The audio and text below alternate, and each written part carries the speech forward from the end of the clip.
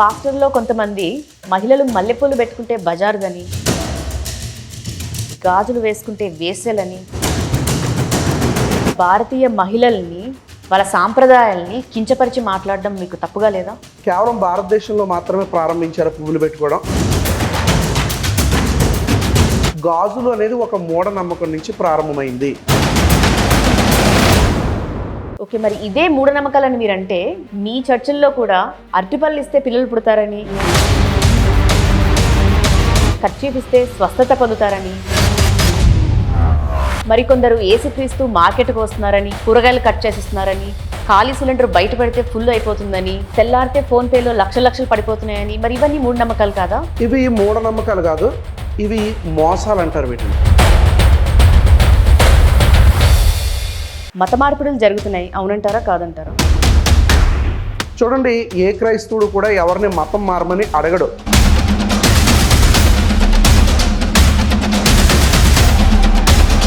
అయితే మీరు మతాన్ని కాదు మనసుని మాత్రమే మార్చుకున్నారా? మతము మనుషులను చంపుతుంది. కొందరు మత ప్రచారకులు ఇంటింటికి తిరిగి తమ దేవుళ్ళ గురించి గొప్ప చెప్పుకుంటూ హిందూ దేవుళ్ళని కించపరుస్తూ బలవంతంగా మత మార్పిడి చేస్తున్నారు. మీ దేవుడు గొప్పవాడైతే మీ దగ్గర పెట్టుకోవచ్చు కదా, అది ఇంటింటికి తిరిగి మాకెందుకు చెప్పాలి? అసలు మతం మార్చడం చట్టరీత్యా నేరమని మీకు తెలుసా? బలవంత మత మార్పిడి అనేది ఎవరు చేసినా నేరమే. ఇది నేను పదే పదే చెప్తా ఉంటాను, ఎవరు చేసినా నేరమే.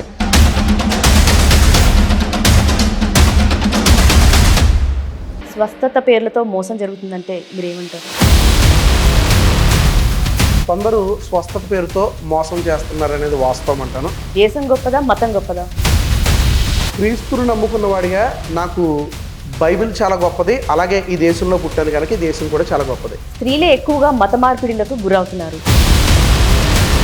ప్రతి ఒక్కరూ ఎవరైతే క్రీస్తుని అంగీకరిస్తారో స్త్రీ పురుషులని భేదం లేదు. ఈరోజు చర్చిలో స్త్రీలు మాత్రమే లేరు, అందరూ ఉన్నారు. పాస్టర్లు అవగానే ధనవంతులు అవుతున్నారు. కాదంటాను, ఎందుకంటే 80% మంది పాస్టర్లు ఈరోజు సరైన తిండి కూడా లేకుండా ఉన్నారు. దశమ భాగం పేరుతో దందా జరుగుతుంది, నిజమా కాదా? కొంతమంది పాస్టర్లు దశమ భాగం పేరుతో మోసం చేస్తున్నారు, భయపెడుతున్నారు, ఇది నిజమే, కానీ అందరూ కాదు. క్రైస్తవులు నిజంగా అన్ని మతాల వాళ్ళని ప్రేమిస్తున్నారా? క్రైస్తవులు మతాలను ప్రేమించరు, క్రైస్తవులు వ్యక్తులను ప్రేమిస్తారు. ప్రతి వ్యక్తిని క్రైస్తవుడు ప్రేమిస్తున్నారు.